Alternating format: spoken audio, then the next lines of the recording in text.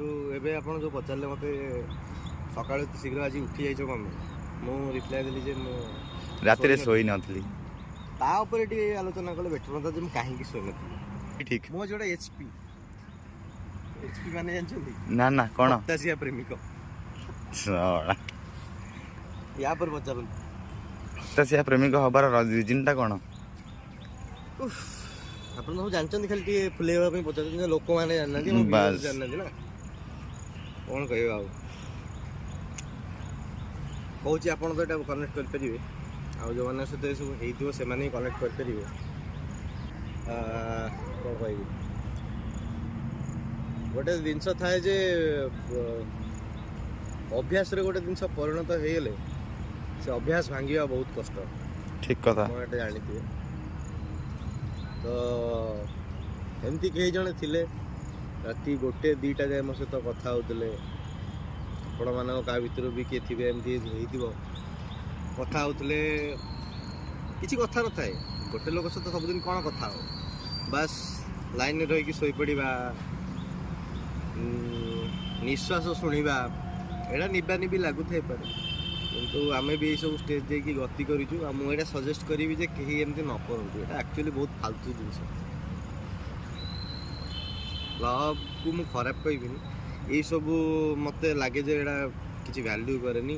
ନିଜର ସମୟ ନିଜର ହେଲ୍ଥ ସବୁ କିଛି ଖରାପ ହେଇଯାଏ। ମୋର ଦେଖନ୍ତୁ ଏଇସବୁ ଆଖି ବାକି ସବୁ ଗଲାଣି ସେମ୍ ଟୁ ମୋର ଗଲାଣି ଆପଣଙ୍କୁ ଟିକେ ଦେଖିଦେବି ନା ସେମ୍ ତ ଦେଖନ୍ତୁ ମୁଁ କାହାକୁ ଖରାପ କହୁନି ସମସ୍ତେ ଭଲ। ଆମ ପାଖରେ କିଛି ଗୋଟେ ଖରାପ ଅଛି ଯେମିତିକି ଗୋଟେ ଦୋକାନରୁ ଆମେ କିଛି ଜିନିଷ ନେଉ ସେ ଜିନିଷ ଖରାପ ପଡ଼ିଲେ ଆମେ ନେକ୍ସଟ ଟାଇମ୍ ସେ ଦୋକାନକୁ ଯାଉନି କି ସେ ଲୋକର ବ୍ୟବହାର ଖରାପ ହେଲେ ଆମେ ସେ ଦୋକାନକୁ ଆଉ ଯାଉନା ତାକୁ ଭୁଲି ଯାଉ। ତ ସେମିତି ମୁଁ ଭାବୁଛି ଯେ ମୋ ସହିତ ସେମିତି ହେଇଛି। ତ ଆମେ ନେକ୍ସଟ ଟାଇମ୍ ସେ ଜାଗାକୁ ନ ଯିବାଟା ବେଟର୍ ଭାବିକି ସିଏ ଆଉ ମୋ ପାଖକୁ ଆସିଲେନି। ଠିକ୍ ଅଛି ଟିକେ ଆଗକୁ ଯିବା କାହିଁକିନା ଲୋକ ଡିଷ୍ଟର୍ବ ହେଉଥିବେ। ଠିକ୍ ଅଛି ତ ଗୋଟେ ହେଉଛି ଅଭ୍ୟାସ ମଣିଷର ଗୋଟେ ବହୁତ ଖରାପ ଜିନିଷ ଯେଉଁଟାକି ସବୁଦିନ ଏଇଟା ହାବିଟ୍ରେ ପରିଣତ ହେଇଗଲା। ରାତି 1-2-3ଟା ଯାଏଁ ଆମେ ବସି ଚାଲିଲା ଆମର ତ ଅନିଦ୍ରା ରହିବା। ସାମ୍ନାବାଲା କହୁଥିଲା ଯେ ତମ ସହିତ କଥା ହେଲେ ନିଦ ହେଉନି ନିଦ ଭାଙ୍ଗି ଯାଉଛି ଏମିତି ବି ଇଭେନ୍ ହେଇଛି ରାତି 1-2-3-4ଟାରେ ବି କଲ୍ ଆସିଛି। ତ ସେଇସବୁ ଜିନିଷ ଅଭ୍ୟାସରେ ପରିଣତ କରିଦେଇକି ଜଣକୁ ମେଣ୍ଟାଲି ଆବନର୍ମାଲ୍ କରିଦେଇକି ପଳେଇଲେ ସେ ଲୋକ ଏନ୍ଗେଜ୍ ହେଇଯାଏ। କିନ୍ତୁ ମୁଁ ସମସ୍ତଙ୍କୁ କହୁଛି ଏସବୁ ଯିଏ ବି କରୁଛ ଏସବୁ ବନ୍ଦ କର। ଏଇଟା ବହୁତ ଖରାପ ଆଦତ ନିଜେ ହିଁ ସଫର କରିବ ଫ୍ୟୁଚରରେ। ମୁଁ ସବୁ ଭାଇ ଭଉଣୀମାନଙ୍କୁ କହୁଛି ଖାଲି ପୁଅ ପିଲା ନୁହଁ ଝିଅ ପିଲା ବି ଏମିତି ସଫର କରୁଛନ୍ତି ଏସବୁ ଦୟାକରି ବନ୍ଦ କରିଦିଅନ୍ତୁ। ବେଟର୍ ହେବ ବେଟର୍ ନାହିଁ ବେଷ୍ଟ ହେବ। ବେଷ୍ଟ ଉପରେ ବି ଯଦି କିଛି ଗୋଟେ ୱାର୍ଡ଼ ଥାଏ ତ ସେଇଟା ହେବ। ଆଦତରେ ପରିଣତ କରନ୍ତୁ ସେଇ ଲୋକକୁ ଯେମିତି ସାମ୍ନାବାଲା ଆପଣଙ୍କୁ ସେମିତି ଭ୍ୟାଲ୍ୟୁ କରୁଥିବ। ଆଉ ମାନେ ଇମୋସନାଲ୍ ହେଇଯିବି ସକାଳୁ ସକାଳୁ ଇଚ୍ଛା ନାହିଁ କାନ୍ଦିବା ପାଇଁ। ତ କ'ଣ କହିବି ଏଇସବୁ ଜିନିଷକୁ ବନ୍ଦ କରନ୍ତୁ। ତାପରେ ସେ ଗଲା ପରେ ମୋବାଇଲ୍ ଫୋବାଇଲ୍ ଦେଖିକି ରିଲ୍ସ ସ୍କ୍ରଲ୍ କରୁଥିଲି ବୁଲିବା ପାଇଁ PUBG ଖେଳିଲି କିନ୍ତୁ ନା ବୁଲିବାଲିକିରି ପୁଣି ସେଇ ଗ୍ୟାଲେରୀକୁ ପଳେଇ ଆସୁଛୁ।